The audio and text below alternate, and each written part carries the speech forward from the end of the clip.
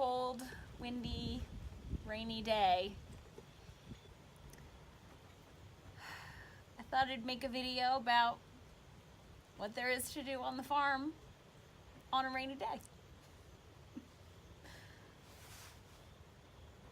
There's still plenty to do.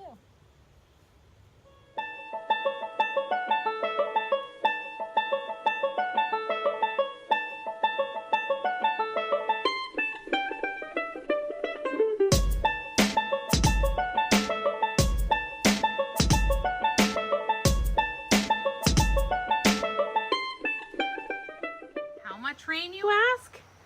That right there, my friends, is the 100-year floodplain line.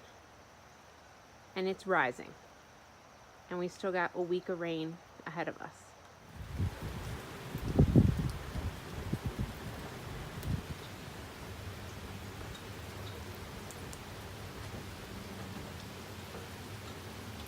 So one of the downsides of living on a farm is usually you have a gravel driveway. It's pretty typical. You know, most of the time you're traveling through fields and the house is going to be set away. So our driveway is about a quarter of a mile long, and there are a couple spots like this where the water just runs over the top. Eventually we'll have to put in a culvert here to protect the driveway over time. But for now, this is just what it's going to have to be. You can't quite see it yet, but in about a day or so, this is going to be a river. Because what you're looking at is the crest of one of the higher hills in Carroll County. And so in about a day, when all this water starts to run down, it's going to run right through here and create a river on the left side of my pond there. And it's going to come all the way down here into this culvert and then down into that wetland.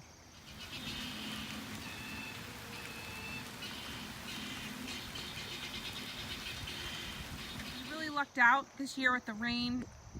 We had to reestablish our blueberry patch and reestablish our strawberry patch this year, and we'll have a video later about why we did that and how. But you know, it's been so rainy, I haven't had to water everything, and that's really important in the establishment year for your plants.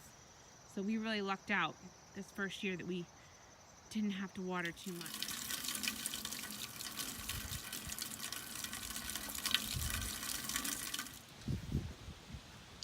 So there's the rain gauge. Just about 3.5 inches in the last 12 or so hours. Actually a little more than that.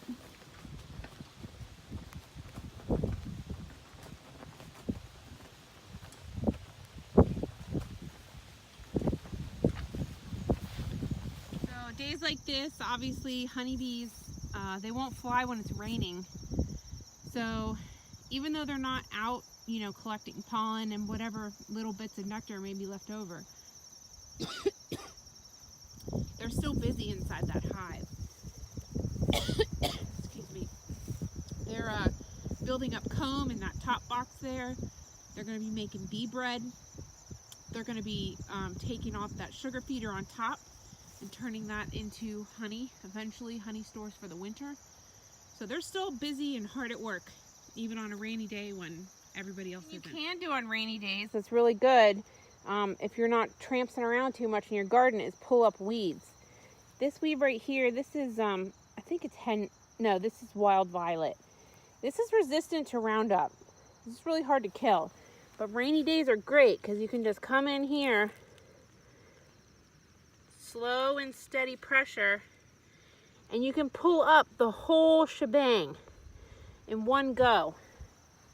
And then that won't resprout, most likely, or it'll resprout something real small. So it's best to pull these up on a wet day, because if you go nice and slow, you can get the whole kit and caboodle.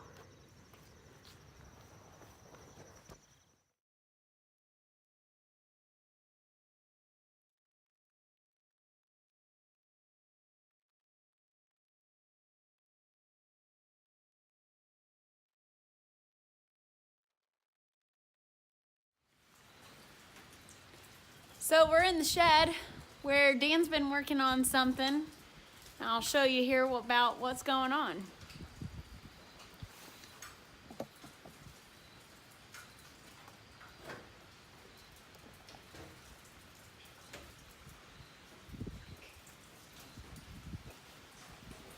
He's got the dash ripped all apart here.